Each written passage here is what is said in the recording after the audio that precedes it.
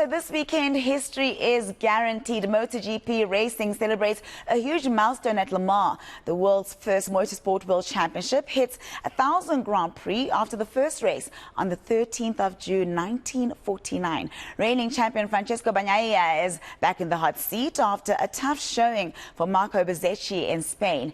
KTM are on fire as our very own Brad Binder now matches Bagnaia for sprint wins. For more on this, we're joined by South African Superbiker Sfiso Themba. A very good morning to you, Sfiso. Thank you for your time. So our attention turns to the French MotoGP this Sunday. What should we expect? Good morning to your viewers and everyone. It's going to be a very cracking race with the sprints that have spiced up everything going forward with the MotoGP. And then Brad Binder, our local guy, is looking very strong and is gaining more confidence. So it's going to be very a thrilling race for us to watch. So SA's Brad Binder, as you mentioned, has had a brilliant showing, especially in Spain at the end of last month. He finished second. Just talk to me about the prospects for him. Yeah, if you look at the race overall so far, he's won 2 sprints and then he's already sitting third. There are chances that he might be good enough to go and challenge for the championship, but it's a long season. But it's very thrilling, and how he confidently rides the bike, it's so awesome to watch.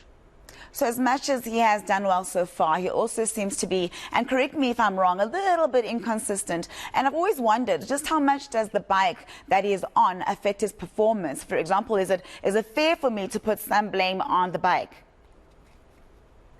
Yeah, but this year they might have looked like they're starting slow, but they're very consistent and building, moving forward. Even if you look at his teammate, Jack Miller, on the championship, he's number 4. So Brett is number 3. So they are consistently challenging the front. So they are doing very well.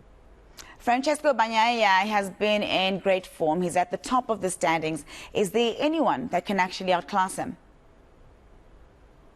At this stage, he's his own enemy. If he keeps on crashing, then he might dent his chances to pull a big gap on the championship. But it makes for all the thrill racing, and he's been doing great. But the last 2 races, he had the crash, and then the last one he won it, but he lost a lot of points. But if there's anyone to stop him, it's himself.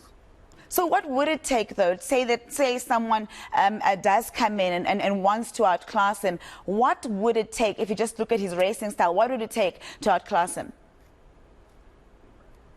It will take probably another Ducati, because they are on another level. The bike is performing well. The team is working well.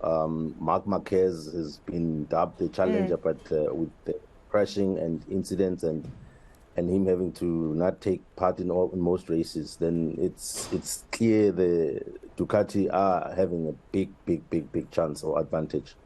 I want to lastly talk to you about MotoGP in general. It has slowly gained momentum over the years. When you compare it to, for example, F1, where is MotoGP in terms of popularity?